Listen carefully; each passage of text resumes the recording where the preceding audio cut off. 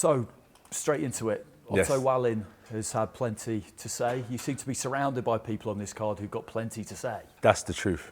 A great observation. How are you with that? It's been that way for a long time, I guess. You know, that's another fact. And you rise above it by beating people, good people, and putting yourself in a position and a place where they could never reach. So that's how I've dealt with it, really, to be fair, by putting myself in a position where they can never reach. So it's like little rats trying to get out of the, trying to get out of like a dark place, trying to reach the top. And by doing that, you have to beat good people, you have to be dedicated, work hard. But yeah, so they can keep squealing, but I'm above these guys, man.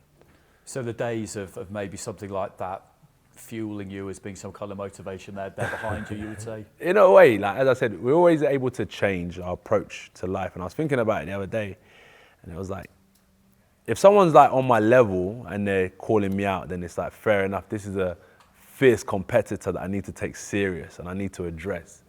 But if someone isn't on my level and they're calling me out, I have to understand what their reasons are or what their motives are. And I just don't really need to address someone that isn't of a certain caliber of a fighter, really. And I was like, why do I even address people that are beneath me? And yeah, some of the people that do mention certain things, they're beneath me, if I'm honest, in a respectful way. Yeah, I mean, there's levels to There's levels to everything, yeah, exactly. So I really want to compete and address and give my energy to people that are on my level or above my level. So where do you place Otto Wallin? On my level, because I'm competing with him. He's in a position where he's put himself in a position in his career where he's able to compete against a former world champion, someone that's risen to the top of this game, had great times at the top, and I put him at a good level, yeah. I mean, you know each other relatively well from a couple of amateur bouts, sparring, things like that. I mean, what are you expecting from him? Better version for sure. I respect his talent, I respect his skill. As I said, he's here for a reason, it's not by luck. Obviously, he's a southpaw, so I've had to do different tactics and different drills. But I'm in a good place, but I'm expecting a good version of Otto Wallin for sure, because he doesn't just want to win. I think he's in that mindset where he wants to defeat me, which gives him a lot of drive and passion.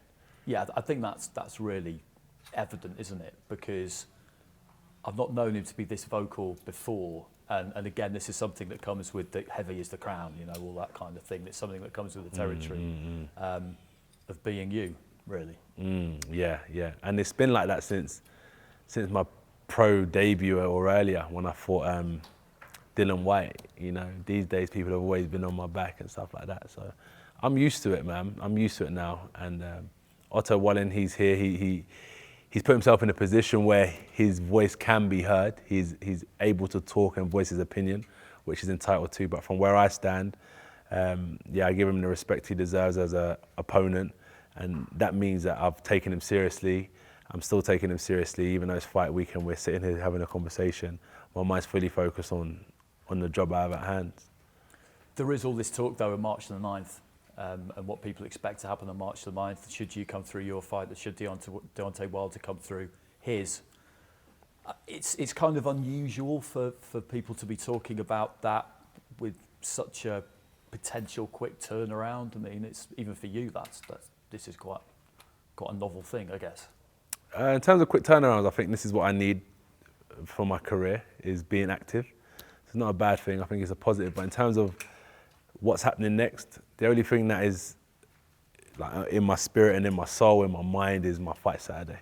So that's my main focus. I'm not focused on anything happening next year, anything happening, what I'm doing on Christmas yet. I don't have any care in the world about that. I'm just focused on, even tomorrow is my main priority, is making the most of my day tomorrow, waking up and making the most out of my day, because I've still got a full day of training I need to do, and I want to get the most out of my day tomorrow. So I'm not focused on next year right now. I'm focused on even my approach tonight, how I'm going to get my good sleep, and I want to, but that's to the detail. I have to be to the detail if I want to achieve great things.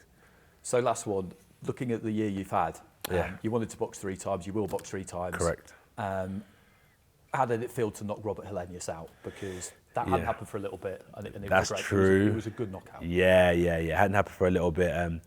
Yeah. So today when I was punching the mitts, I hit the pads with the intention that I want to hit it so hard that I visualize my hand going through my opponent's face. So I was like, I'm not just punching the bag to hit it, I'm punching it with the intention to knock my opponent out. And that's the feeling I get now is, I can't explain it, but I can explain it, but for you to understand it. So imagine a pad being there and the coaches, let's say he says 1, 2. Sometimes it could just be like, pop, pop. But in my mind, I said, I'm gonna hit this pad so hard that if my opponent's face was there, the way I'm delivering this right hand is strong enough that it's gonna knock my opponent out, because you can't hit a pad with the mindset of you're just hitting the pad. I'm hitting that pad with the mindset is that this punch is strong enough to knock my opponent out.